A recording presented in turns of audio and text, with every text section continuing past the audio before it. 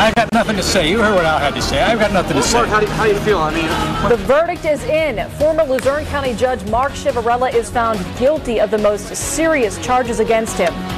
Good evening and thank you for joining us. I'm Candace Kelly. And I'm Drew Spire. The jury returned with their verdict about 1:30 this afternoon. They found former Luzerne County Judge Mark Ciavarella guilty on 12 of the 39 counts against him. We have live team coverage with our I-Team reporters Andy Mahalchik and Joe Holden at the federal courthouse in Scranton. But we begin with Andy. Andy? Candace, quite the day here, quite the end of a trial that gained nationwide attention. The bottom line, former Luzerne County Judge Mark Ciavarella guilty of 12 of 39 counts, the most serious, of course, being racketeering, money laundering, conspiracy, and, of course, tax evasion. He admitted on the stand, in his own words, he filed false tax returns, so that was pretty much a slam dunk.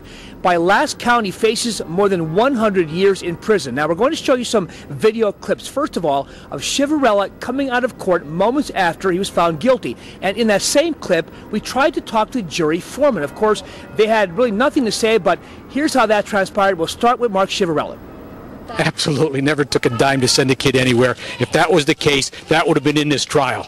You don't think the government would have put me on trial for that if that was the case? Never happened. Never, ever happened. This case was about extortions and kickbacks. That's what this case was about, not about kids for cash. Because if it was, they'd have had that on trial. Judge Mark, you were convicted of racketeering and serious charges. What do you have to say about that? Back.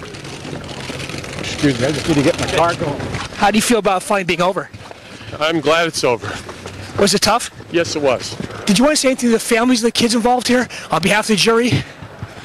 I think we did our job on their behalf. Okay, thank you, sir. Thank you.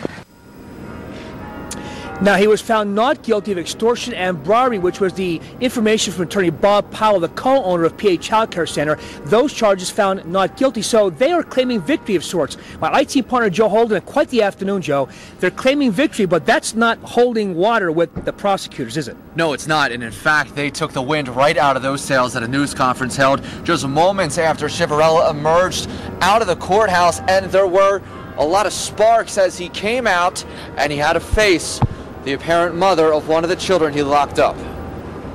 What began as a news conference with Mark Ciavarella's attorney calling Friday's verdict a victory quickly unraveled on the courthouse steps. This is not a cash for kids case, and we hope somebody starts getting the message. He's not here anymore. Ma'am, my kid's not here. He's dead because of him. He ruined my life. I'd like him to go to hell and rot there forever. Ma'am, come on.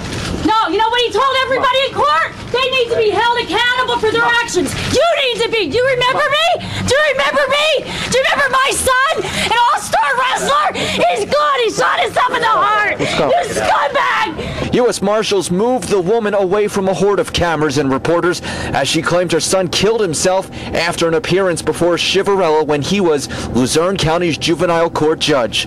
Attorney Al Flora reiterated what he thought the jury said in its verdict. It supports his claim from day one that he never bribed anyone, never took a kickback, and he never extorted Robert Powell. Inside, U.S. Attorney Peter Smith dismissed claims Ciavarella leaves here with a verdict. I have to point out that I find it interesting that a man just convicted of racketeering is claiming any sort of a victory out there today. I wonder what he would consider a defeat. Smith points to the possibility of a lengthy prison term, and he directly addressed the Kids for Cash scandal, which continues to hang over Luzerne County. As a juvenile court judge are known, and we leave that and to the appropriate state authorities to address. To some extent, it's already being addressed.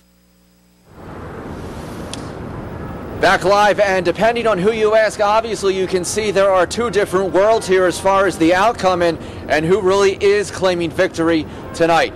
Back here tonight at 6 o'clock, the Mafia connection and how this investigation got off the ground 4 years ago.